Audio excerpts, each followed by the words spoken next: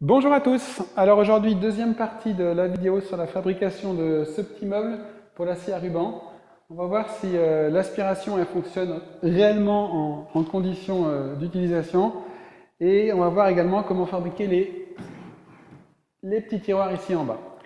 Et en bonus, avec moi aujourd'hui dans l'atelier, j'ai un invité, donc Kuba, qui est l'un des 2 heureux gagnants du concours 1000 abonnés, qui est venu retirer lui-même son lot et qui m'a apporté également un petit cadeau, un t-shirt Coléo, qui est la boîte qu'il a créée et qui permet d'acheter des billets de train sur Internet en Pologne.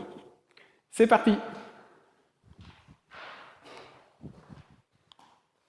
Alors j'ai commencé par enlever le panneau avant en contreplaqué et le remplacer par un panneau en plexiglas parce que je me suis dit que de voir les petits copeaux qui voleraient, ce serait marrant.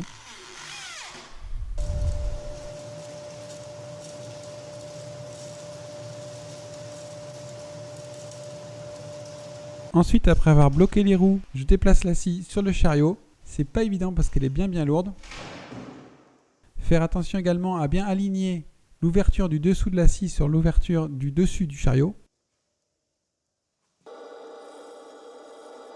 Là, la caméra est directement à l'intérieur du caisson et je scie avec l'aspiration allumée. Et même si la sueur a tendance à s'accumuler dans les coins, ça reste globalement propre. Là par contre, je scie sans aspiration et tout de suite on voit que la sueur a tendance à s'accumuler au milieu. Et si j'allume l'aspiration, aussitôt il y a tout qui disparaît. Donc globalement ça marche, mais ce qui est moins bon, c'est que si on enlève le panneau avant de la scie, on voit que la sueur a tendance à s'accumuler dans plein de petits coins. Et c'est à mon avis difficile à éviter. Il faudrait boucher tous les petits trous qu'il y a un peu partout dans le corps de la scie et forcer le courant d'air à arriver par le haut et à suivre la trajectoire de la lame. Et même en faisant ça, je suis pas sûr que ça marcherait. Donc pour l'instant, j'ai laissé tomber et on verra plus tard. Donc voilà pour l'aspiration. Maintenant, les 2 tiroirs. J'ai besoin de 4 côtés et 4 faces avant-arrière pour la boîte, ainsi que 2 panneaux avant et 2 fonds. Je vais faire la boîte en contreplaqué, donc j'essaye de bien répartir mes découpes pour limiter les pertes. 4 faces avant-arrière en rouge et 4 côtés en vert et en noir les pertes. Je fais d'abord une première découpe de mon grand panneau de contreplaqué avec un peu de marge parce qu'il est assez dur à manipuler. Et ensuite je le redécoupe aux dimensions exactes.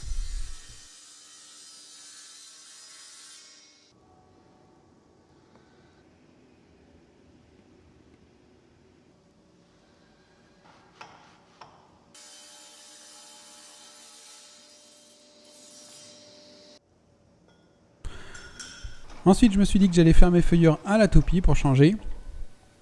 Alors, ce qui est bien avec la toupie, c'est qu'une fois qu'elle est réglée, ça va vite, mais pour la régler, par contre, ça met 3 plombes. Enfin, en tout cas, moi, ça met toujours une éternité.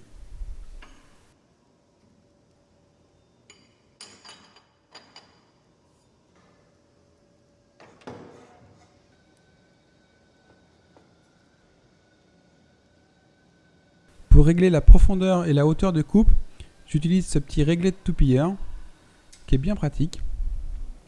Et non, si vous vous demandez, ce n'est pas une vidéo sponsorisée.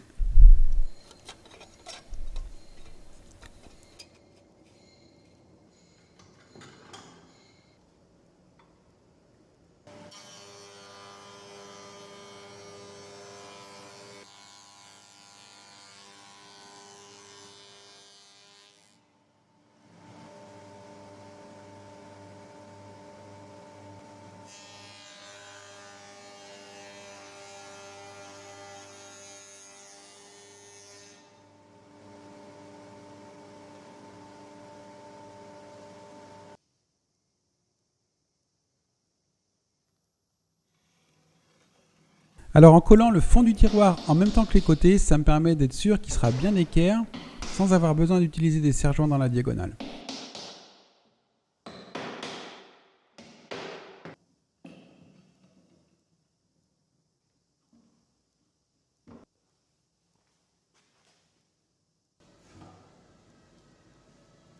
Une fois que le tout est bien sec, je m'attaque à la réalisation des rainures avec la défonceuse équipée d'une fraise droite et du guide parallèle. Alors si vous vous demandez ce que c'est que le petit truc au bout de la flèche rouge là, c'est que évidemment j'ai commencé par me tromper de côté à fraiser et j'ai fraisé les faces au lieu de fraiser les côtés. Normal.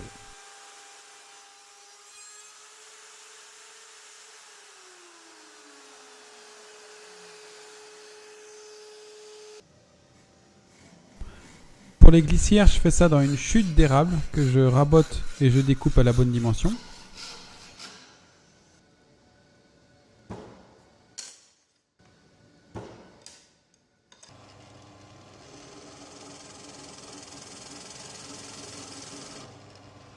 Pour poser les glissières, je commence par mettre des petites cales de 2 mm sur lesquelles je viens poser le corps du tiroir.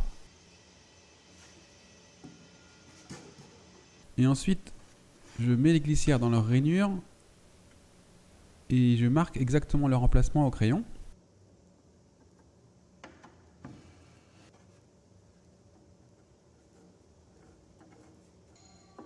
Ce qui me permet ensuite de venir les visser exactement au bon endroit.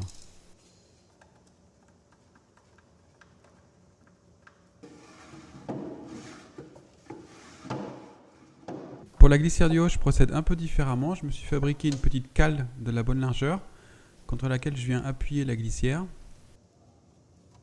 J'utilise la même cale pour les deux glissières pour que ce soit bien symétrique et le tour à jouer. Un petit coup de bougie Ikea pour que ça glisse bien et on attaque les panneaux avant. Je commence par refendre en deux à la scie à ruban une grosse pièce de pain.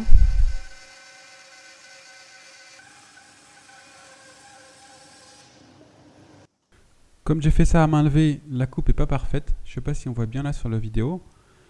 Mais c'est pas grave, un petit coup à la raboteuse et ça roule. Alors pour les poignées, j'en fais 4 d'un coup, dans une chute de pain, également taillée aux bonnes dimensions. Ensuite, à la perceuse et à la scie à ruban, je découpe l'intérieur des poignets.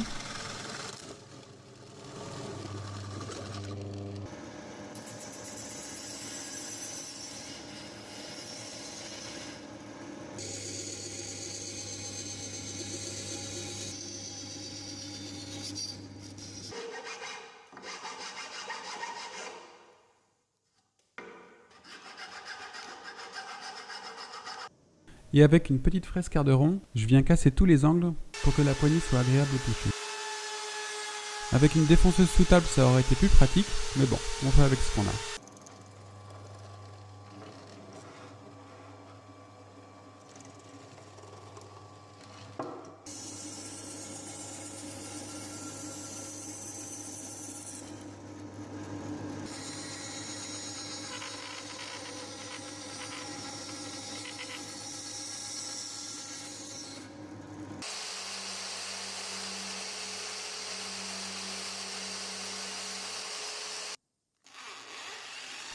Pour fixer les panneaux avant sur le corps des tiroirs, je commence par faire 2 petits trous à l'emplacement des vis des poignets.